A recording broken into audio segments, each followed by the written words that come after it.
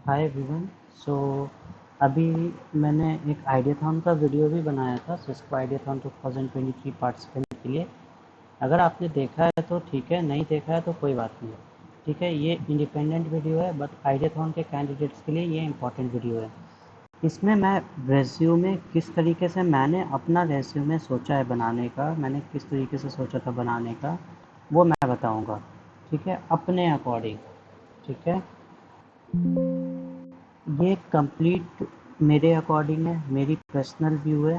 ठीक है, अ, मेरी पर्सनल व्यू है ये, किस टाइप से मैंने रेज्यूमे सोचा है, मैं बस उसके अकॉर्डिंग बताऊंगा आपको। ठीक है, आपका अपना फॉर्मेट मेरे रेज्यूम के सोचने के तरीके से या मेरे फॉर्मेट से बहुत अच्छा हो सकता है। जिन लोग का लगता है कि मेरा रेज्यूम फॉर्मेट अच्छा है, आप मेरे स्टाइल्स फॉलो कर सकते हैं। मैंने जो टेम्पलेट किया है वो ओवरलीफ का टेम्पलेट है, आप उसका टेम्पलेट खुद एडिट कर सकते हैं। ठीक है, अब इम्पॉर्टेंट पॉइंट पे, अब सबसे पहले हम अपना रेज्यूम देखते हैं। यहाँ पे फ़ोटो में मेरी रेज्यूम दिख रही है। सबसे पहले इसका पीडीएफ फॉर्मेट देख लेते हैं एक बार। ये मेरे रेज्यूम का पीडीएफ फॉर्मेट है, आप देख सकते हैं। ये 1 पेज रेज्यूम है, लेकिन बहुत डिटेल्स है, बहुत छोटे छोटे टाइप से लिखा हुआ है डिटेल्स। मैंने इसको जूम किया है। यहाँ पे आप देख सकते हैं, यहाँ पे कुछ इंपॉर्टेंट चीज़ें हैं, फिर ऑब्जेक्टिव्स हैं, projects, experience, education, technical skill, volunteer, awards, courses. ये सब मैं किस तरीके से सोचा हूँ मैं वो बताऊँगा। ठीक है, अब अब देखते हैं इम्पोर्टेंट चीज़। सबसे पहले मेरी रेज्यूम, यहाँ पे लेफ़्ट साइड में मेरी रेज्यूम है। यहाँ पे मेरी राइट साइड में मैंने पेन से लिखा हुआ है कॉपी में। ठीक है, यहाँ पे मैंने बीच में क्या डाला है, मेरी फुल नेम। ठीक, सबसे टॉप पे क्या डाला हूँ, सिटी, मैं किस सिटी से हूँ, पटना। उसके बाद स्टेट बिहार, उसके बाद कंट्री इंडिया। ये इसलिए कि आपका करंट लोकेशन शो करता है। आपका मोबाइल नंबर जो एक्टिवली वर्क होना चाहिए, कि अगर रिक्रूटर को अगर किसी कारण कॉल करना पड़े तो आप एक बार में, या एक आपके पास कॉल आए, आप मोस्ट फ्रिक्वेंटली यूज नंबर होना चाहिए। ईमेल आईडी, जो आप ईमेल हमेशा चेक करते हैं। अब लिंक्डइन, आज के टाइम में लिंक्डइन का प्रोफाइल अपडेट होना बहुत इंपॉर्टेंट होता है, तो लिंक्डइन का आप यहाँ पे अपना यूज़र नेम डाल सकते हैं। ठीक है, गिटहब, अगर सीएस के ब्रांच से हो या इलेक्ट्रिकल हो तो आप गिटहब का यूज़ कर सकते हैं, प्रोजेक्ट्स का वीडियो, प्रोजेक्ट्स का कोड या प्रोजेक्ट्स अपलोड करना। और अगर आप अपना वेबसाइट मेंटेन करते हैं तो अपना वेबसाइट भी। ठीक है,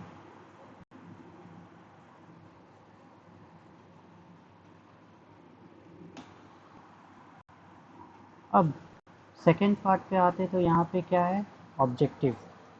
ठीक है, इसको, इसमें क्या लिखते हैं, इस पार्ट में करियर ऑब्जेक्टिव लिखते हैं, या फिर जॉब डिस्क्रिप्शन बेस पे अपना प्रोफाइल, आप कौन हैं, आप उस जॉब डिस्क्रिप्शन के अकॉर्डिंग आप किस तरीके से सूट होते हैं उसका एक समरी लिख सकते हैं, या आप अपना प्रोफाइल का आप अपना समरी लिख सकते हैं। ठीक है, मैं यहाँ पे इस टाइप से 3 लाइन में लिख रहा हूँ। अब नेक्स्ट पार्ट आते हैं, इम्पोर्टेंट पार्ट है। अब पॉइंट्स पे आते हैं।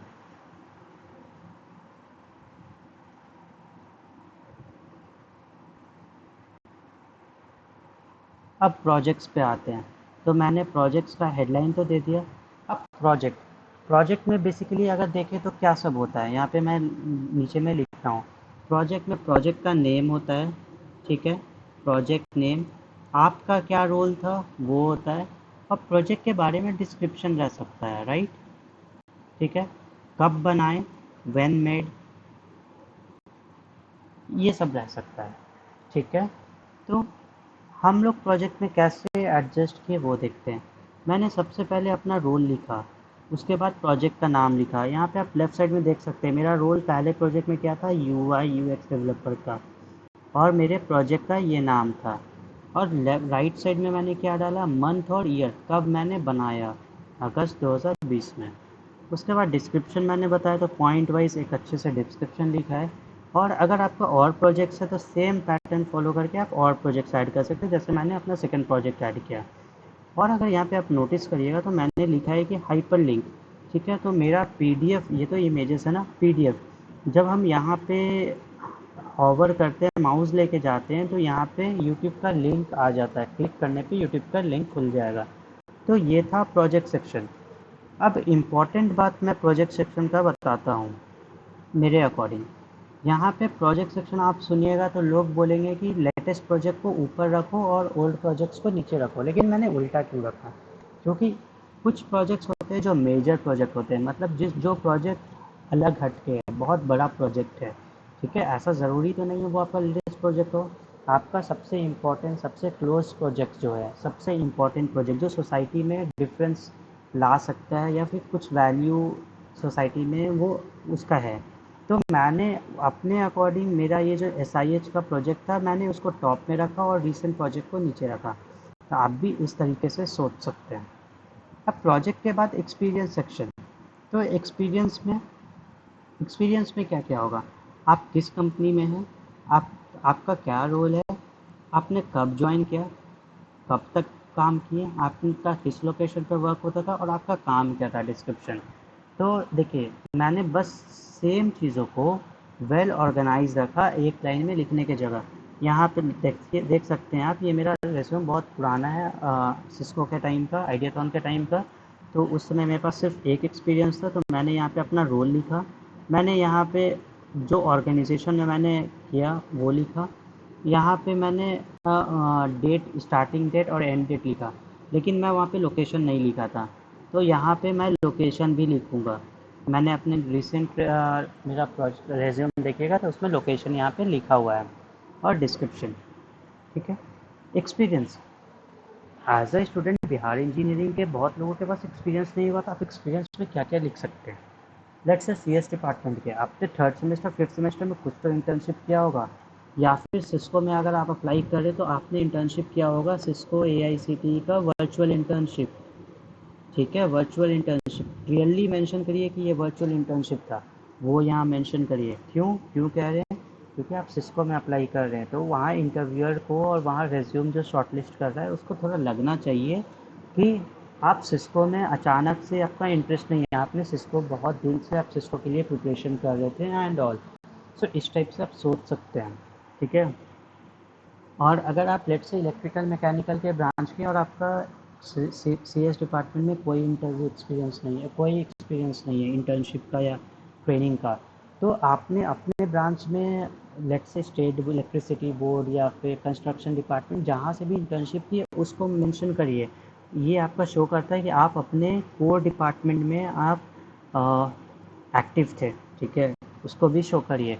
लेकिन ऐसा भी नहीं कि आप CS के कंपनी में अप्लाई कर रहे हैं और पूरा का पूरा रेज्यूम सिविल के बेसिस पे नहीं, आप एक छोटा सा पार्ट ऐड कर सकते हैं, ठीक है। उसके बाद एजुकेशन। तो एजुकेशन में सबसे पहले क्या होता है, बीटेक में हम लोग कौन सा डिग्री कर रहे हैं, बीटेक कौन सा डिपार्टमेंट है, CS, कॉलेज का नाम, आपका CGPA, कब से स्टार्ट किए कब तक, और किस लोकेशन में आपका कॉलेज प्रेजेंट है। देखिए सब डिटेल्स यहाँ पे वेल ऑर्गेनाइज क्लियर वे में मेंशन्ड है, ठीक है। अगर और एजुकेशन आपका आपके रेज्यूम में जगह खाली है तो आप 12th ऐड कर सकते हैं, 10th ऐड कर सकते हैं, सब में देखिए same same consistent format follow है। अब एजुकेशन के बाद टेक्निकल स्किल्स। तो लेट्स से कि आपका टेक्निकल स्किल्स आप एक ही लाइन में अगर C++, ऊप्स, DSA, वेबसाइट, माई SQL सब कुछ लिखेंगे तो क्या, जो लोग देख रहा है आपको खुद कंफ्यूज्ड या मिक्स्ड लगेगा। तो मैंने सोचा था कि कुछ नया ट्राई करते हैं। मैंने क्या किया कि कैटेगरी, मैंने कुछ कॉमन फाइंड किया कि ये सब एक कैटेगरी का है, जो है प्रोग्रामिंग कैटेगरी का, तो मैंने उसके सामने लिखा। ये सब वेबसाइट रिलेटेड स्किल था तो मैंने वेब डेवलपमेंट के कैटेगरी में लिखा। ये सब डेटाबेस था तो डेटाबेस के कैटेगरी में लिखा, और बाकी सब जो मिक्स था उसको मैंने अदर स्किल्स में लिखा। तो आप इस टाइप से कर सकते हैं। आप CS, जो लोग इलेक्ट्रिकल या मैकेनिकल या सिविल हैं, तो आप सबसे पहले CSE रिलेटेड स्किल लिखिए, और उसके बाद आप अपना एक पॉइंट में सिविल रिलेटेड स्किल्स लिख सकते हैं, ठीक है। अब वॉलेंटियर और स्टूडेंट एक्सपीरियंस, मैंने बहुत सारी कॉलेज में एक्टिविटीज़ की, प्रोफेसर्स के अंदर या क्लास रिप्रेजेंटेटिव रहा या कुछ ऑर्गेनाइज किया, तो मैं अपना लीडरशिप या वॉलेंटियर एक्सपीरियंस यहाँ से मेंशन करता हूँ कि मैं बहुत एक्टिव था ये सब में, ठीक है। इसको भी अगर आप देखिएगा तो मैंने बहुत अच्छे से फॉर्मेटिक किया है। मेरा रोल क्या था, मैंने स्टूडेंट वॉलेंटियर, मेरा रोल क्या था, स्टूडेंट वॉलेंटियर। और किस ऑर्गेनाइजेशन या किस क्लब के थ्रू किया, तो डीसी दरभंगा में। कब से कब तक, मैंने सब कुछ मेंशन किया है अपने रेज्यूम में। और डिटेल्स भी आप देखिए बहुत क्लियर है कि किसके अंदर क्या या कौन से प्रोग्राम में क्या रोल था मेरा, मैंने क्या काम किया, सब प्रेजेंट है।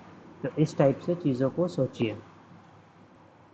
उसके अलावा मैंने अपने रेज्यूम में अवार्ड्स, ऑनर्स एंड सर्टिफिकेशंस लिखा और एक कोर्सेज। तो ये दोनों सर्टिफिकेशन में क्या डिफरेंस है? एक सर्टिफिकेशन होता है आपको कोर्स कंप्लीट करने पे या किसी वेबिनार किए तो वो मिलता है, उसका कोई वैल्यू नहीं होता।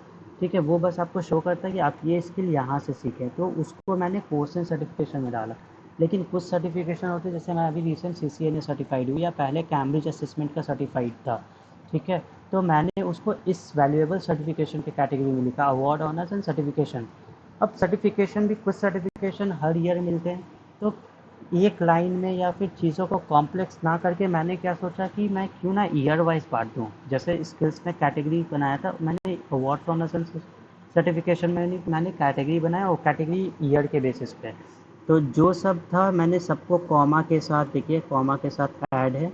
और ये सब एक आपस में हाइपर लिंक है। हाइपर लिंक इन सेंस मतलब कि अगर आप PDF पे जाइएगा, क्लिक करिएगा, तो वहाँ पे मेरा सर्टिफिकेट खुल जाएगा, गूगल ड्राइव पे अपलोडेड है सर्टिफिकेट, वो वहाँ पे खुल जाएगा, वेरीफाई तुरंत कर देगा। ठीक है। अब कोर्स एंड सर्टिफिकेशन, आप लोग बहुत सारा कोर्स करते हैं, लेट से 10 कोर्स किए हैं अलग अलग प्लेटफॉर्म से, या एक ही प्लेटफॉर्म से 5 कोर्स, एक प्लेटफॉर्म से 5 कोर्स। तो चीज़ों को ऑर्गेनाइज और क्लियर रखने के लिए आप किस कैटेगरी पे बांट सकते हैं? एक है प्लेटफॉर्म वाइज, और भी अलग अलग है। मैंने क्या किया था, प्लेटफॉर्म वाइज यूडेमी का कोर्स एक लाइन में, NPTEL का कोर्स एक लाइन में, सिस्को नेटाकैड का कोर्स एक लाइन में। अगेन, सिंस सिस्को में अप्लाई कर रहे हैं, जिस तरीके से मैं बताया था सिस्को का वर्चुअल इंटर्नशिप लिखिए, तो सिस्को का कोर्स एंड सर्टिफिकेशन जो आप एलिजिबिलिटी क्राइटेरिया में आप फुलफिल करने के लिए लिख रहे हैं, उसको भी यहाँ पे मेंशन करिए। यू नेवर नो कब आपको कौन सा चीज़ आ, आपके बेटर, आपके पॉजिटिव साइड काम आ जाए। ठीक है, तो बी प्रिपेयर फॉर एवरीथिंग। तो ये सब तो इतना, इसके अलावा और क्या रेज्यूम में कैटेगरी हो सकता है? आपने एट्रीब्यूट्स, एट्रीब्यूट्स का मतलब हो गया यहाँ पे आप हॉबीज़ लिख सकते हैं, आप अपना इंटरपर्सनल स्किल्स लिख सकते हैं, स्ट्रेंथ्स लिख सकते हैं, ये सब देखिए। ठीक है। और इसी टाइप से पब्लिकेशन, कुछ लोग रिसर्च वर्क किए हो तो अपना पब्लिकेशंस भी मेंशन कर सकते हैं। इसके अलावा भी बहुत सारी चीज़ें हो सकती है, ये मेरे माइंड्स में आया था। तो इवन रेज्यूम में बहुत कंटेंट है, लेकिन सिंपल, क्रिस्टल क्लियर, क्लासिक वे में बहुत अच्छे से ऑर्गेनाइज है रेज्यूम। और क्या क्या इंपॉर्टेंट चीज़ें हैं, अगर आप देखिएगा तो यहाँ पे मेरा वेबसाइट के नाम, सारे वेबसाइट के नाम के आगे यूज़र नेम होता है, सारा यूज़र नेम अराउंड सेम है, या फिर एक वेल डिफाइन है, कोई आर्बिट्री वैल्यू लंबा सा नहीं है। ठीक है, तो ये सब चीज़ बहुत इंपॉर्टेंट करता है, ये चीज़ ऑर्गेनाइज, वेल मैनेज बहुत अच्छे से दिखाता है। ठीक है, तो इन सब के लिए मैंने एक और वीडियो बना के रखा है, उसमें आप देख सकते हैं, ये मैं बस एक बता रहा हूँ।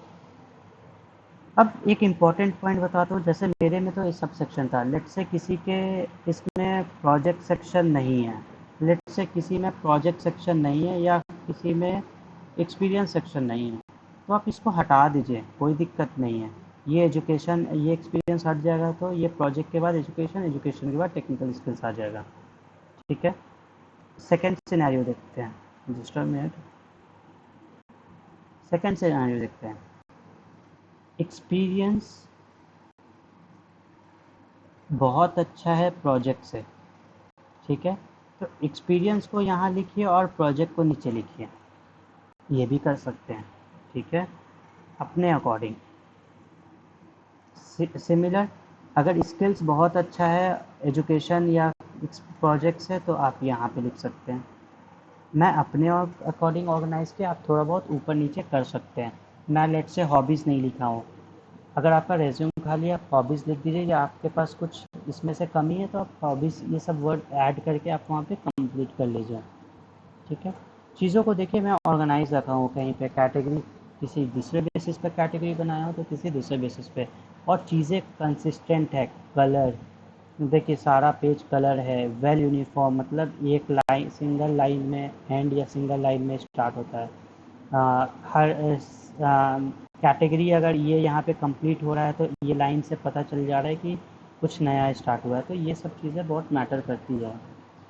रेज्यूम जो इंटरव्यू होता है उसको देखने के लिए बहुत टाइम होता है आपका रेज्यूम, तो कम से कम टाइम में आपको अच्छा दिखाना है। तो मैं ये एक पर्टिकुलर फॉर्मेट बता रहा हूँ, ऐसा नहीं है कि बस यही अच्छा है, इससे काफ़ी अच्छे अच्छे बहुत सारे हैं, बहुत सारे इससे बहुत सिंपल बने होंगे, लेकिन कंटेंट्स किस तरीके से लिखा गया है, स्ट्रक्चर किया गया है, वो बहुत इंपॉर्टेंट होता है।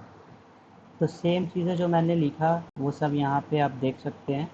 ठीक है, यहाँ पे मैंने कॉपी में भी लिखा, आपको लिख के दिखाया हूँ, आप इस तरीके से सोच सकते हैं।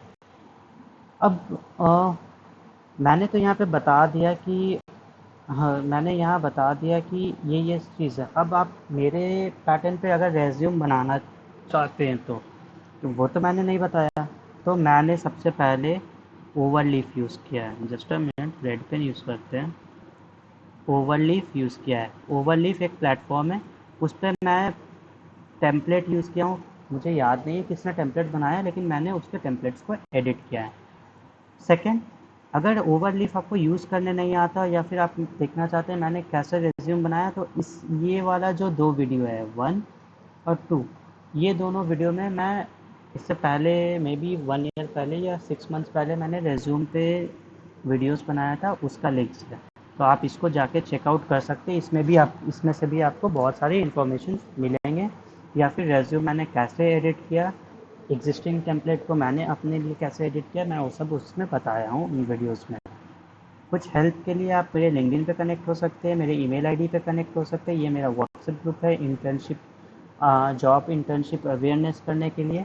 और hack S ideathon related, smart India sorry Cisco ideathon related ये वाले लिंक पे फाइल्स अपलोडेड है।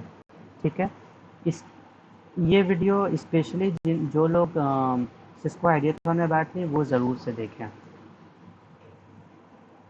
Thank you very much. Thank you.